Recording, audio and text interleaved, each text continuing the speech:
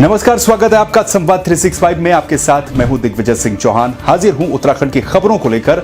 आइए नजर डालते हैं उत्तराखंड में क्या कुछ खास चल रहा है, क्या कुछ उत्तराखंड की खबरें हैं। 11 गढ़वाल राइफल के जवान शहीद राजेंद्र सिंह का पार्थिव शरीर उनके घर अम्बीवाला प्रेमनगर लाया गया, जहां पर उन्हें श्रद्धांजलि देने हजारों की संख्या में लोग मौजूद रहे। वहीं उत्तराखंड के मुख्यमंत्री त्रिवेंद्र सिंह रावत भी शहीद को श्रद्धांजलि देने पहुंचे। मुख्यमंत्री त्रिवेंद्र सिंह रावत ने घोषणा की कि शहीद की पत्नी को उनकी योग्यता के अनुसार सरकारी नौकरी दी जाएगी। गुरुवार को शहीद राजेंद्र सिंह का पार्थिव शरीर सुबह उनके आवास पर लाया गया। शहीद को श्रद्धांजलि देने हजारों लोग उनके आवास पर पहुंचे। वहीं कांग्रेस के प्रदेश उपाध्यक्ष सूर्यकांत धस्माना ने भी गढ़वाल राइफल के शहीद जवान राजेंद्र सिंह नेगी को पुष्प अर्पित कर उन्हें श्रद्धांजलि दी। राजेंद्र सिंह देश के लिए शहीद हुए हैं और 8 महीना लगभग उनके परिवार को प्रतीक्षा करनी पड़ी उनके पार्थिव शरीर की।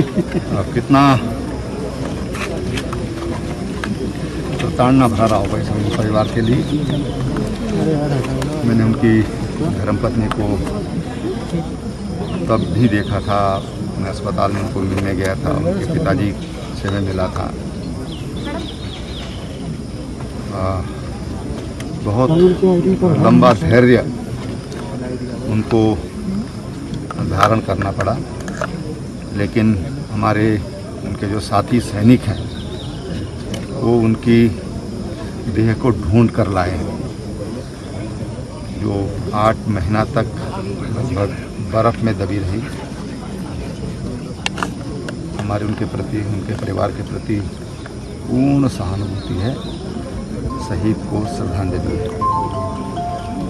उनकी जो पत्नी है, 2 बेटियां और 1 बेटा है, जो अभी नाबालिग हैं, अभी बहुत छोटे हैं। तो राज्य सरकार की ओर से जो अनुमन्य आर्थिक सहायता है वो तो दी ही जाएगी उनको, लेकिन राज्य सरकार ने जैसे जो शहीद परिवार हैं उनके आश्रित को राजकीय सेवा देने कहते थे कि जब छुट्टियां होंगी तो घुमाने लेके चले, एरोप्लेन में लेके क्या सोचा है आर्मी ऑफिसर। गुरुवार को शहीद राजेंद्र सिंह का पार्थिव शरीर सुबह उनके आवास पर लाया गया। शहीद को श्रद्धांजलि देने हजारों लोग उनके आवास पर पहुंचे। वहीं कांग्रेस के प्रदेश उपाध्यक्ष सूर्यकांत धस्माना ने भी गढ़वाल राइफल के शहीद जवान राजेंद्र सिंह नेगी को पुष्प अर्पित कर उन्हें श्रद्धांजलि दी। जनपद पौड़ी गढ़वाल के चौबटखाल विधानसभा के बीरोखाल ब्लॉक में बारिश का कहर लोगों की मुश्किलें बढ़ा रहा है। बारिश की वजह से भरपूर छोटा गांव के जसपाल सिंह रावत के मकान का आंगन पूरी तरह से ध्वस्त हो गया। आंगन के ध्वस्त होने के कारण आवासीय भवन भी खतरे की जद में आ चुका है। वहीं जिलाधिकारी ने कुलदीप शाह राजस्व उप निरीक्षक को मौके पर निरीक्षण करने के लिए भेजा। अभी मैं ग्राम भरपूर छोटा में आया हुआ हूँ और ये गांव जो है हमारे नया पंचायत भरोली खाल में आता है, बीरोखाल ब्लॉक में। अभी यहाँ पर ये जो है देवी आपदा हुई है और उस देवी आपदा में इनके घर के आगे की पूरी ज़मीन बह गई है। इस केस के सिलसिले में हमने जो है हमारे क्षेत्र में जितने भी जनप्रतिनिधि हैं सबसे संपर्क किया और सब तक ये बात पहुँचाई है कि जो ये परिवार है इस आपदा के तहत इनको जो है सरकार की तरफ से मदद की जाए। ऐसे नुकसान कर जाती है।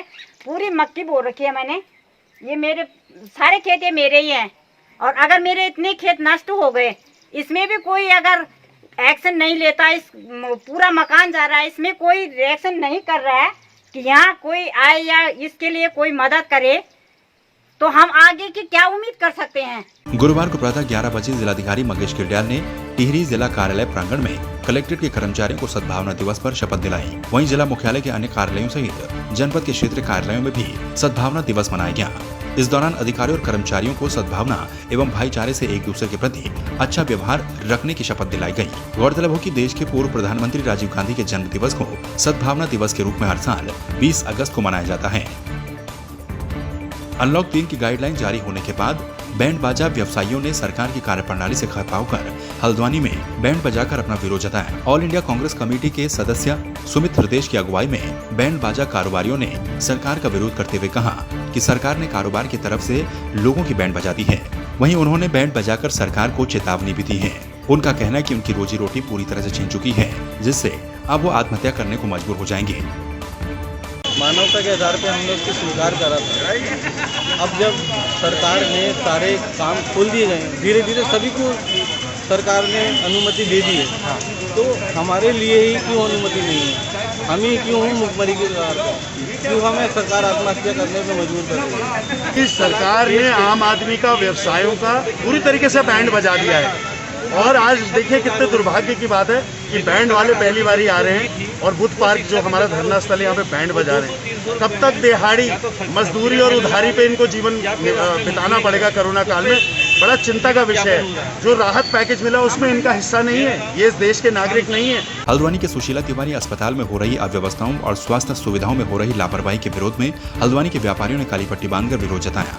पिछले 3-4 महीनों में हल्द्वानी के सुशीला तिवारी अस्पताल में मरीजों की जो हालत हुई है, उसको देखते हुए व्यापारियों ने कहा कि कुमाऊं के हर जिले से लोग इलाज करवाने यहाँ पर पहुँचते हैं, लेकिन यहाँ पर जिस तरह के हालात हैं उससे ये अस्पताल अभिशाप साबित होता नजर आ रहा है। हमारी मुख्य मांग सुशीला तिवारी अस्पताल, जो कि अवस्थाओं का गढ़ बन गया है, ये अस्पताल क्षेत्र के लोगों के लिए बनाया गया था, लेकिन ये हमारे लिए एक अभिशाप बनकर रह गया है। मरीज आज सुशीला तिवारी अस्पताल के नाम से घबरा जैसे रहे हैं, अफरा तफरी मची पड़ी लोगों में। तो ये सांकेतिक धरना आज हमारे इस विरोध के आंदोलन की शुरुआत है। सिखों के पवित्र तीर्थ स्थल हेमकुंड साहिब के कपाट 4 सितंबर को सुबह 10 बजे श्रद्धालुओं के लिए खोले जाएंगे। जिला प्रशासन एवं गुरुद्वारा प्रबंधन समिति ने यात्रा के लिए सभी व्यवस्थाएं पूरी कर ली हैं। सिखों के 10वें गुरु गोविंद साहिब की तपस्थली हेमकुंड साहिब के कपाट हर साल मई के महीने में खुलते हैं, लेकिन इस बार कोरोना महामारी के चलते 4 सितंबर से हेमकुंड साहिब की यात्रा शुरू होगी। धामों की यात्रा बहुत समय पहले ही खुल चुकी थी और वैली ऑफ फ्लावर की यात्रा भी शुरू हो चुकी थी। इसलिए आज हमारे वाइस प्रेसिडेंट गुरुद्वारा साहब के श्री नरेंद्रजीत सिंह बिंद्रा और डीएम मैडम के साथ उनकी बातचीत हुई है और उसके बाद ये फैसला लिया गया है कि 4 सितंबर को श्री हेमकुंड साहब की यात्रा खोल दी जाएगी और 10 अक्टूबर को इसका समापन तिथि होगी। धर्मनगरी हरिद्वार में पूर्व प्रधानमंत्री स्वर्गीय राजीव गांधी को कांग्रेस पार्टी ने उनकी 75वीं जयंती पर याद किया। हरिद्वार की मेयर के कार्यालय में हुए इस कार्यक्रम में सभी कांग्रेस के कार्यकर्ताओं ने उन्हें श्रद्धांजलि दी। उन्होंने उनके बताए गए मार्ग पर चलकर देश और समाज सेवा करने का संकल्प भी लिया। नगर निगम हरिद्वार की मेयर अनीता शर्मा ने कहा कि देश के विकास में राजीव गांधी का बड़ा योगदान रहा है। गांधी का जन्मदिन है, पर सबको शुभकामना देती हूँ। सब जितने भी लोग हैं सबको शुभकामना देती हूँ। राजीव गांधी जी ऐसे देश के प्रधानमंत्री थे हमारे, जो कभी भी मतलब आदमी आप देखिए सबको रोजगार देते थे। कोई भी रोजगार, किसी के नौकरियाँ, सबको पढ़ाने लिखाने का काम बहुत करते थे।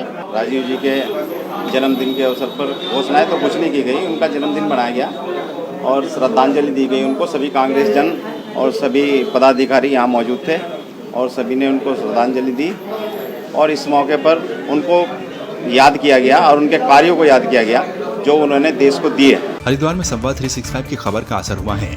सोशल मीडिया पर एक वीडियो वायरल हुआ था जिसमें स्वास्थ्य विभाग का कर्मचारी हरिद्वार के बहादुराबाद स्वास्थ्य केंद्र में अवैध वसूली का कारोबार कर रहा था। इसी को लेकर ये वीडियो सोशल मीडिया पर खूब वायरल हुआ था, जिसमें कोरोना टेस्ट और फिटनेस टेस्ट के नाम पर अवैध वसूली की जा रही थी। अब मुख्य चिकित्सा अधिकारी शंभू कुमार झा ने जाँच के आदेश दे दिए हैं। उन्होंने कहा कि जो भी व्यक्ति या विभाग का कर्मचारी इसमें संलिप्त पाया जाता है तो उसके खिलाफ कार्रवाई की जाएगी। ये आया था कि कोई होम क्वारंटीन का ये था कि होम क्वारंटीन कोई है, उसका सर्टिफिकेट बनाया जा रहा है और उसमें पैसे लिए जा रहे हैं। तो प्रेस वाले के तरफ से मेरे संज्ञान में लाया गया था, तो तत्काल हमने उस पर अपनी एक कमेटी 3 सदस्यीय कमेटी बना दिया था और वो जाके जांच करेगी। जांच का जो भी रिपोर्ट आएगी उस पर कार्रवाई करेंगे।